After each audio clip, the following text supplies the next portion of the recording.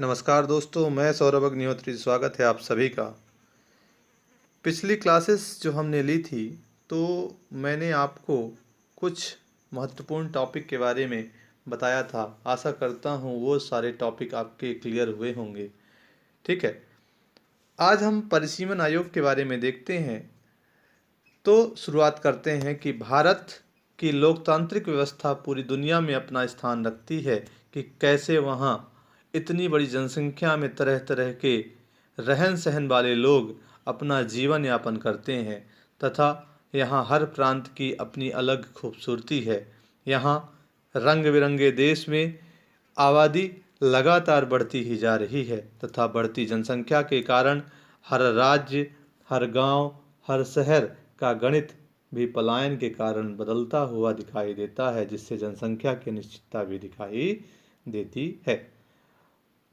आज़ादी के बाद से लगातार भारत में चुनाव होने से सीटों के बंटवारे से सीमाओं का अपना अलग अलग महत्व दिखाई दिया है, क्योंकि हम सब जानते हैं सीमाएं आबादी के हिसाब से तय होनी जरूरी हैं। तभी हम सही मायने में निश्चित आबादी के लिए एक प्रतिनिधि का चुनाव कर सकेंगे। इसलिए संविधान के अनुच्छेद 82 में लोकसभा और विधानसभा के क्षेत्रों की सीमाओं का निर्धारण करने के लिए सरकार प्रत्येक 10 वर्ष में परिसीमन आयोग का गठन करती है। यहाँ पर जब महत्वपूर्ण ये है कि किस अनुच्छेद के तहत, तो अनुच्छेद 82 में लोकसभा और विधानसभा के क्षेत्रों की सीमाओं का निर्धारण करने के लिए सरकार प्रत्येक 10 वर्ष में परिसीमन आयोग का गठन करती है, जिसे भारतीय सीमा आयोग भी कहा जाता है। ठीक है, ये आयोग सीटों की संख्या में परिवर्तन नहीं कर सकती है, बल्कि ये जनसंख्या के बाद सही आंकड़ों से सीटों की सीमाएं तय करती हैं। ठीक है, मतलब कहने का ये है कि ये सीमाएं तय करती हैं, जबकि सीटों की संख्या में परिवर्तन नहीं कर सकती हैं तथा ये अनुसूचित जाति और अनुसूचित जनजाति के लिए सीटों की संख्या भी आरक्षित करती हैं। ठीक है, परिसीमन आयोग की सिफारिशें लोकसभा और विधानसभाओं के सामने पेश की जाती हैं, लेकिन उनमें किसी भी प्रकार का कोई संशोधन की अनुमति नहीं होती है। अब प्रश्न ये उठता है कि संशोधन की अनुमति क्यों नहीं होती? क्योंकि इस संबंध में सूचना राष्ट्रपति की ओर से जारी की जाती है। ठीक है, परिसीमन आयोग के फैसलों को कोर्ट में भी चुनौती नहीं दी जा सकती है। ठीक, तो यहाँ पे कुछ महत्वपूर्ण टॉपिक मिले हैं कि कोर्ट में भी चुनौती नहीं दी जा सकती है और किसी प्रकार के संशोधन की अनुमति भी नहीं होती है। अब हम देखते चले आ रहे हैं कि 1952 से प्रारंभ हुआ ये सफर आज भी जारी है। अब यह महत्वपूर्ण इसलिए हुआ क्योंकि पिछले वर्ष जब जम्मू कश्मीर पुनर्गठन आयोग का गठन हुआ, तो उसके तहत जम्मू एंड कश्मीर तथा पूर्वोत्तर के 4 राज्य, जिसमें असम, अरुणाचल प्रदेश, मणिपुर और नागालैंड जैसे राज्यों के परिसीमन की भी मंजूरी दे दी गई, जिसके लिए सुप्रीम कोर्ट की जज रंजना प्रकाश देसाई की अध्यक्षता में परिसीमन आयोग का गठन किया गया या परिसीमन आयोग नियुक्त किया गया है। ठीक है, यह आयोग 2002 में गठित परिसीमन आयोग के आधार पर गठित किया गया है। तो इसके साथ आज हम जानेंगे परिसीमन आयोग के बारे में कि यह परिसीमन आयोग हमारे लिए कितना महत्वपूर्ण है, क्या क्या चीज़ें परिसीमन आयोग में जोड़ी गई या फिर क्या क्या चीज़ें इनके तहत हुई हैं। आज हम सब देखेंगे परिसीमन आयोग। संविधान में परिसीमन आयोग के संबंध में कोई स्पष्ट निर्देश नहीं दिया गया। पहला क्वेश्चन ही बनेगा, क्या संविधान में परिसीमन आयोग का वर्णन है? तो स्पष्टता नहीं है। ठीक है, अनुच्छेद 82 में प्रत्येक जनगणना की समाप्ति पर लोकसभा एवं राज्यसभा के निर्वाचन क्षेत्रों के विभाजन एवं पुनः समायोजन का कार्य संसद द्वारा विहित अधिकारी द्वारा किए जाने का प्रावधान है। मैंने पहले ही बताया है कि जो परिसीमन आयोग है वह अनुच्छेद 82 में लोकसभा और विधानसभा क्षेत्रों की सीमाओं का निर्धारण करने के लिए सरकार प्रत्येक 10 वर्ष में परिसीमन आयोग का गठन करती है। ठीक है, तो यही बात की गई है परिसीमन आयोग के बारे में।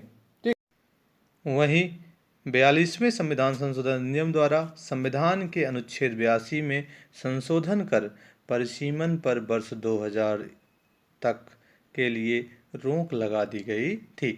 तो यहाँ पर देखा गया कि 42वें संविधान संशोधन 1976 के तहत जो एक अधिनियम पास किया गया उसमें अनुच्छेद 82 में संशोधन किया गया तथा यह कहा गया कि परिसीमन पर सन 2000 तक के लिए उसमें रोक लगा दी जाती है। वहीं हम आगे देखते हैं कि कैसे परिसीमन आयोग पर 84वें संविधान संशोधन अधिनियम 2001 के द्वारा संविधान के अनुच्छेद 82 और अनुच्छेद 170(3) की शर्तों में संशोधन किया गया, जिसके अनुसार देश में लोकसभा एवं विधानसभा की सीटों की संख्या में 2026 तक कोई वृद्धि अथवा कमी नहीं की जाएगी। सबसे ज़्यादा क्वेश्चन पूछा जाता है कि कब तक लोकसभा और विधानसभा की सीटों में कोई परिवर्तन नहीं किया जाएगा, तो 2026 तक। ठीक है, तो किस संविधान संशोधन अधिनियम के तहत? तो 84वें संविधान संशोधन अधिनियम के तहत इसकी व्यवस्था की गई थी। तो इसको आपको याद रखना है कि 2026 तक कोई वृद्धि और कोई कमी नहीं की जाएगी। ठीक, वहीं परिसीमन आयोग के आदेशों को लोकसभा एवं संबंधित राज्य की विधानसभाओं में रखा जाता है, किंतु लोकसभा एवं राज्य विधानसभाएं परिसीमन आयोग के आदेशों में कोई सुधार एवं संशोधन नहीं कर सकती हैं। मैंने आपको पहले ही बता दिया था, बस आपको लिखित रूप में अगर रखना है तो इसको इस प्रकार रखना है कि कोई उसमें संशोधन नहीं हो सकता है। वहीं परिसीमन आयोग के द्वारा प्रत्येक राज्य के प्रदत्त प्रतिनिधित्व में कोई बदलाव नहीं किया जाता है, किंतु जनगणना के आधार पर एससी एवं एसटी से संबंधित सीटों में परिवर्तन कर दिया जाता है। हमने पहले ही चर्चा की थी कि सिर्फ अनुसूचित जाति और जनजाति के लिए सीटों की संख्या भी आरक्षित की जा सकती है। ठीक है, तो जो भी हमने पहले चर्चा की है उसका लिखित रूप यहाँ पर दिया हुआ है, आप इसको अच्छे से नोट कर लीजिएगा। वहीं आगे यह भी कहा गया है कि परिसीमन आयोग का प्रमुख कार्य हाल की जनगणना के आधार पर विभिन्न विधानसभाओं एवं लोकसभा के निर्वाचन क्षेत्रों की सीमा का पुनः सीमांकन करना होता है। मतलब कहने का ये था कि जो परिसीमन आयोग का गठन होता था जनगणना के आधार पर, अर्थात जो भी जनगणना हुई आज़ादी के बाद देश में, उसके बाद परिसीमन आयोग का गठन होता और उसके बाद लोकसभा एवं विधानसभा निर्वाचन क्षेत्रों की सीमा का सीमांकन करना होता है। ठीक है, इसी के आधार पर हमारे देश में 4 परिसीमन आयोग का गठन किया गया है आज तक।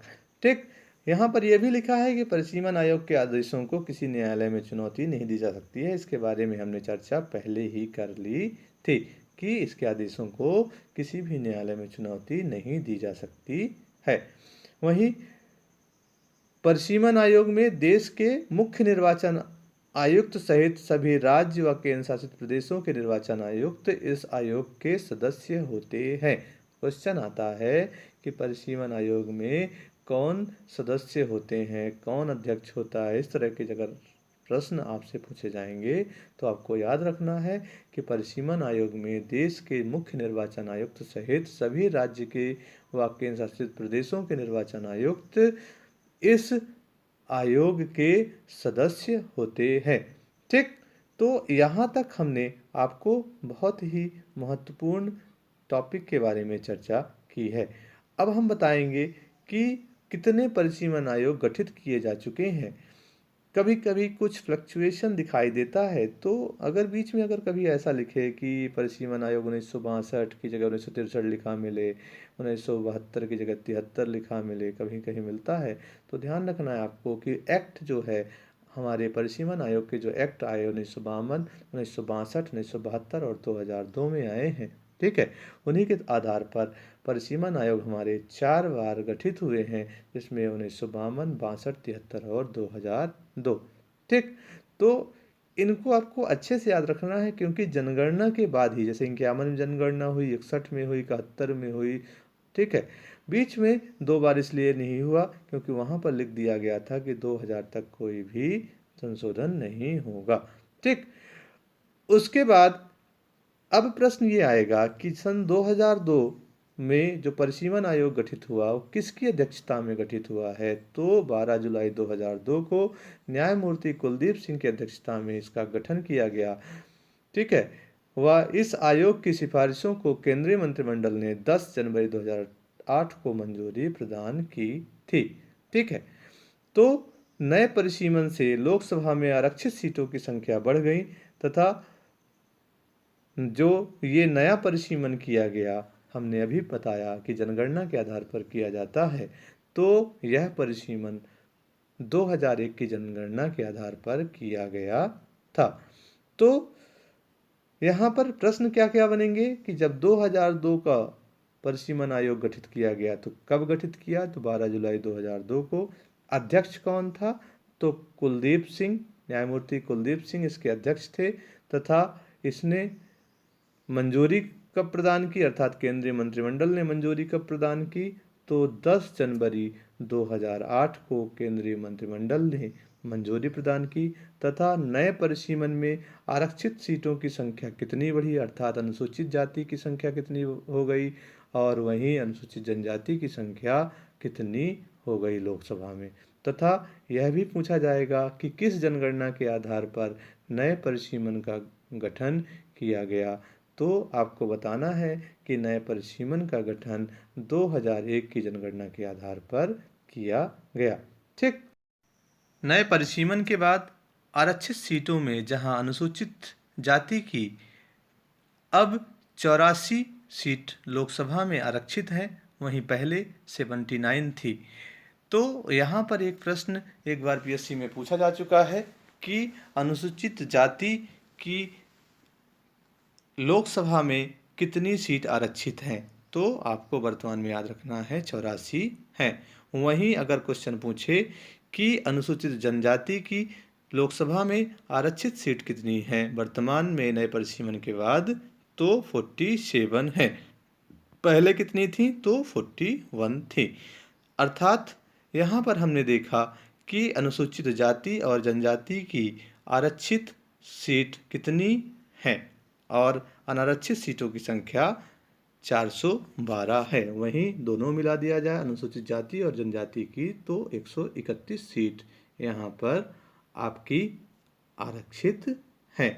तो आज हमने परिसीमन आयोग के बारे में देखा, उसकी अध्यक्षता कौन करता है। ठीक है। हमने बताया आपको कि क्या न्यायालय में वाद योग्य है, क्या राष्ट्रपति की ओर से मंजूरी देने के बाद इस पर कोई संशोधन किया जा सकता है, कितने परिसीमन आयोग गठित हुए हैं, ठीक है, किस अनुच्छेद में इसका वर्णन किया गया है, इन सब के बारे में हमने आज चर्चा की। इसको आप अच्छे से पढ़ लीजिए, एक बार नहीं कई कई बार पढ़िए। इस लॉकडाउन में पढ़ के अपना क्वेश्चन जो है वो क्लियर रखिए, जिससे जब कभी पेपर हो तो आपसे सभी क्वेश्चन बनते रहें। एक भी क्वेश्चन ऐसा ना हो कि ना बने और बाद में आपको प्रॉब्लम हो और पछताना पड़े कि एक क्वेश्चन से हमारा सिलेक्शन रुक गया। तो इन सब चीज़ों को आपको ध्यान रखना है। अच्छे से पढ़िए, बार बार पढ़िए और समझ में ना आए कोई चीज़ तो कमेंट में हमसे पूछिए। ठीक है। ख्याल रखिए अपना और हमारे चैनल को सब्सक्राइब भी ज़रूर करिएगा। ठीक। धन्यवाद। ख्याल रखिए अपना।